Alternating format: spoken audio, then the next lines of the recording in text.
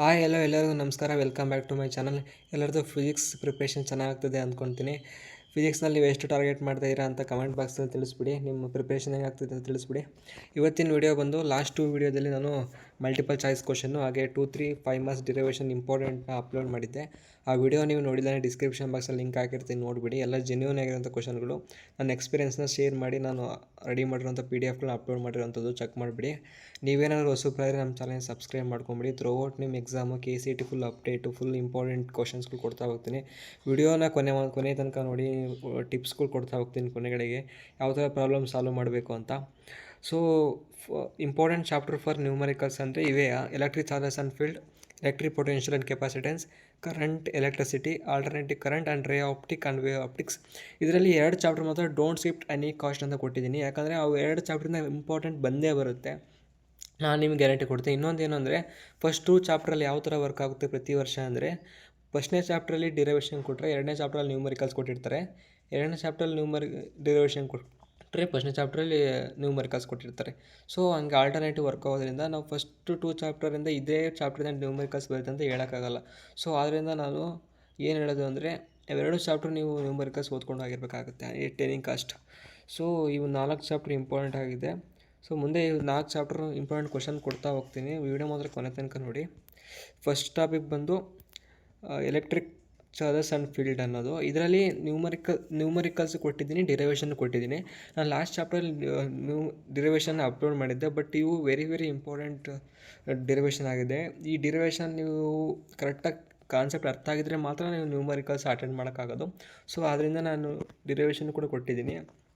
ಇನ್ನೊಂದೇನು ಅಂದರೆ, most of the question ನಾನು ಕ್ವಶನ್ ಬ್ಯಾಂಕಿಂದನೇ ಕೊಟ್ಟಿದ್ದೆ, ಯಾಕಂದರೆ ಕ್ವಶನ್ ಬ್ಯಾಂಕ್ಗೆ ಅವ್ರು ಗೌರ್ಮೆಂಟೇ ರಿಲೀಸ್ ಮಾಡಿರೋದ್ರಿಂದ ಕ್ವಶನ್ ಬ್ಯಾಂಕು ಇರೋ ಕ್ವಶನ್ ವೆರಿ ಇಂಪಾರ್ಟೆಂಟ್ ಆಗುತ್ತೆ. ಸೊ ಅದರಿಂದನೇ ನಾನು ಆಯ್ಕೆ ಮಾಡ್ಕೊಂಡು ಕೊಟ್ಟಿರೋವಂಥದ್ದು. ನೋಡ್ತಾ ಇರ್ಬೋದು, ಫಸ್ಟ್ನೇ ಚಾಪ್ಟ್ರಿಂದ ಡಿರೈವೇಷನ್ ಇದ್ದಾವೆ, ಅದೇ ರೀತಿ ನ್ಯೂಮರಿಕಲ್ಸ್ ಇದ್ದಾವೆ. ನ್ಯೂಮರಿಕಲ್ಸ್ನಲ್ಲಿ ಸೈಡಿಗೆ ಆನ್ಸರ್ ಕೂಡ ಇದೆ, ಚೆಕ್ಔಟ್ ಮಾಡ್ಕೊಂಬಿಡಿ. ನೀವು ಒಮ್ಮೆ ಪ್ರಾಕ್ಟೀಸ್ ಮಾಡಿಬಿಡಿ, ಸುಮ್ಮನೆ ನೀವು ಆನ್ಸರ್ ನೋಡ್ಕೊಂಡು ಹೋದರೆ ಏನೂ ಬರೋಲ್ಲ. ಸೊ ನೀವು ಈ ಟೈಮಲ್ಲಿ ನಿಮಗೆ ಆನ್ಸರ್ ಬರಲಿಲ್ಲ ಅಂದರೆ ನೀವು ChatGPT ಯೂಸ್ ಮಾಡ್ಕೊಂಬಿಡಿ. ChatGPT ಇವಾಗ ನೀವು ಯೂಸ್ ಮಾಡ್ಕೊಳ್ಳೋದು ಕಲೀಲೇಬೇಕು, ಯಾಕಂದರೆ ಇದು AI ಯುಗ. ನೀವು ChatGPT ಯೂಸ್ ಮಾಡಿಕೊಂಡೇ ನೀವು ಮುಂದೆ ಹೋಗೋದಿಲ್ಲ, ಅಂದರೆ ಹಿಂದೆ ಉಳಿದ್ಬಿಡ್ತೀರಾ. ಈ PDF ನಾನು ಡಿಸ್ಕ್ರಿಪ್ಷನ್ ಬಾಕ್ಸಲ್ಲಿ ಹಾಕಿರ್ತೀನಿ, ಚೆಕ್ಔಟ್ ಮಾಡ್ಕೊಂಬಿಡಿ. ಇದು ನಾನು ರೆಡಿ ಮಾಡುವಂಥದ್ದು. ನನ್ನ ಎಫರ್ಟ್ ನಿಮಗೆ ಇಷ್ಟ ಆದರೆ ಸಬ್ಸ್ಕ್ರೈಬ್ ಮಾಡ್ಕೊಂಬಿಡಿ. ಇದು ಎಲೆಕ್ಟ್ರಿಕ್ ಪೊಟೆನ್ಷಿಯಲ್ದು. ಇಲ್ಲಿ ಕೂಡ ಡೆರಿವೇಷನ್ಸ್ ಇದ್ದಾವೆ, ಪ್ರಾಬ್ಲಮ್ಸ್ ಇದ್ದಾವೆ. ಎಕ್ಸ್ಪೆಷಲಿ 6th ಪ್ರಾಬ್ಲಮ್ ಇದೆಯಲ್ಲ, ಅದು ಇಂಪಾರ್ಟೆಂಟ್ ಕ್ವಶನ್ ಆಗುತ್ತೆ. 2 charges 5 × 10⁻⁸ and -3 × 10⁻⁸ are located 16 cm apart. Find the position along line joining the 2 charges at which the electric potential 0.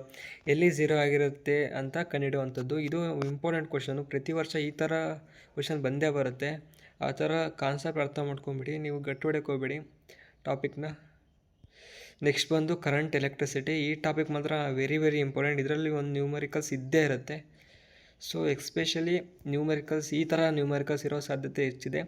ಒಂದು ಡಯಾಗ್ರಾಮ್ ಬೇಸ್ ಕೊಡ್ತಾರೆ, ಇದರಲ್ಲಿ IG ಕನೆಡೆ ಕೇಳ್ತಾರೆ, I ಕನೆಡೆ ಕೇಳ್ತಾರೆ, R ಕನೆಡೆ ಕೇಳ್ತಾರೆ. ಎಲ್ಲದಕ್ಕೂ ನೀವು ರೆಡಿಯಾಗಿರ್ಬೇಕು, ಎಲ್ಲದೂ ಪ್ರಾಕ್ಟೀಸ್ ಮಾಡ್ಕೊಂಡಿರಿ. ಅದೇ ರೀತಿ ಆಲ್ಟರ್ನೇಟಿವ್ ಕರೆಂಟು.